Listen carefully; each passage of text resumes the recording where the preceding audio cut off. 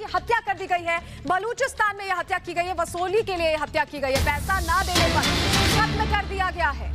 तो इस वक्त का ये बड़ा अपडेट हम आपको बता रहे हैं। कारोबारियों को दरअसल यहां पर धमकी दी जा रही है।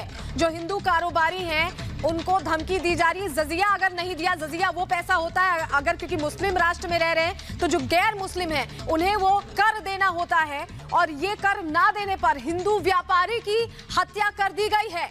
पाकिस्तान से इस वक्त ये बड़ी खबर हम आपको बता रहे हैं। बलूचिस्तान में हिंदू व्यापारी की हत्या की गई है। इस व्यापारी ने कर नहीं दिया था, जजिया जो यहां पर चार्ज किया जाता है गैर मुस्लिमों से। इस वक्त का ये बड़ा अपडेट हम आपको दे रहे हैं। पाकिस्तान से बड़ी खबर एक बार फिर बर्बरता सामने आई है। पाकिस्तान के बलूचिस्तान में हिंदू व्यापारी की हत्या की गई है। लगातार धमकियां हिंदू व्यापारियों को मिल रही थी और उसके बाद मौत के घाट उतार दिया गया। वसूली के लिए हत्या कर दी गई, पैसा ना देने पर कत्ल कर दिया गया है। कारोबारियों को लगातार धमकी दी जा रही है और उसको लेकर यह बड़ा अपडेट मिल रहा है कि एक कारोबारी की हत्या कर दी गई है पाकिस्तान के बलूचिस्तान इलाके में। जो हिंदू कारोबारी हैं उन्हें लगातार धमकियां मिल रही हैं, वसूली ना कर पाने पर उन्हें मौत के घाट उतार दिया गया है।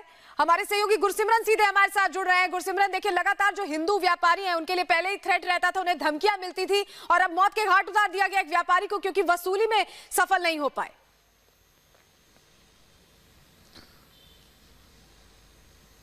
देखिए, वसूली सिर्फ एक जो तरीका है, लेकिन पाकिस्तान में अगर बात की जाए तो अल्पसंख्यकों के साथ यही होता आया है।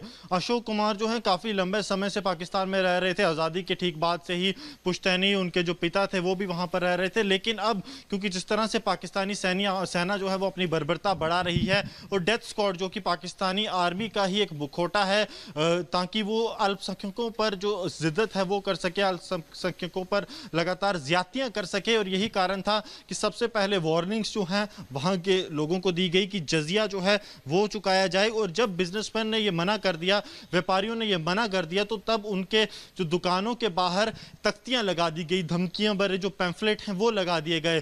और तब भी जब व्यापारी जो हैं वो सच से अडिग नहीं हुए तो अशोक कुमार जो कि एक व्यापारी थे वद मार्केट में खजदार में जो पड़ता है, उनकी हत्या कर दी गई। और अब बाकी व्यापारियों को भी लगातार धमकियां मिल रही हैं और यही कारण है कि जो वहां के व्यापार मंडल है वो लगातार विरोध प्रदर्शन कर रहा है, लेकिन उनकी सुनवाई कहीं नहीं हो रही क्योंकि ये सब जो हो रहा है, जो डेथ स्क्वाड पाकिस्तानी आर्मी का कर रहा है, वो सरकार के निर्देश पर ही कर रहा है और अल्पसंख्यकों का जीना पाकिस्तान में कहीं ना कहीं मुहाल होता जा रहा है।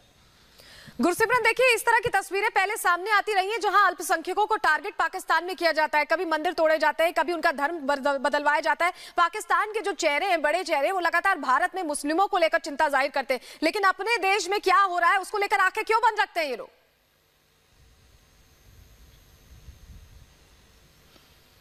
देखिए, पाकिस्तान के लिए बेहद ज़्यादा ज़रूरी हो जाता है कि वो भारत में ये बात कहे कि मुस्लिमों के साथ ठीक नहीं हो रहा है, ताकि वो अंतर्राष्ट्रीय बिरादरी की जो नज़र है वो पाकिस्तान में अल्पसंख्यकों के साथ जो हो रहा है उससे हटा सके। और पाकिस्तान के लिए ये मजबूरी बन गया है कि भारत में वो ये बात कहे कि मुस्लिमों के साथ गलत हो रहा है। पाकिस्तान ये हमेशा से चाहता आया है कि वहाँ पर जो माइनॉरिटी कम्युनिटीज़ हैं उनको दबा कर रखा जाए। अल्पसंख्यकों पर लगातार अत्याचार पाकिस्तान पर क्यों हो रहे हैं? क्योंकि वहाँ की सरकार यही चाहती है, वहाँ का जो बहुसंख्यक समाज है वो भी यही चाहता है और वो नहीं चाहता कि ये अल्पसंख्यक समुदाय के लोग जो हैं ये आगे बढ़ें। और आपने भी देखा होगा कि लगातार चाहे वो बौद्ध धर्म हो, चाहे वो क्रिश्चियन हो, चाहे वो सरदार कम्युनिटी हो या फिर हिंदू समुदाय हो, लगातार वहाँ पर इन्हें प्रताड़ित किया जाता है। इन पर जो है बिल्कुल ऐसा ही एक मामला सामने आया। क्या कुछ इस पर स्टैंड होता है सरकार का, ये देखने वाली बात होगी। बहुत शुक्रिया गुरसिमरन जुड़ने के लिए और जानकारियां देने के लिए। और चलिए आगे बढ़ेंगे।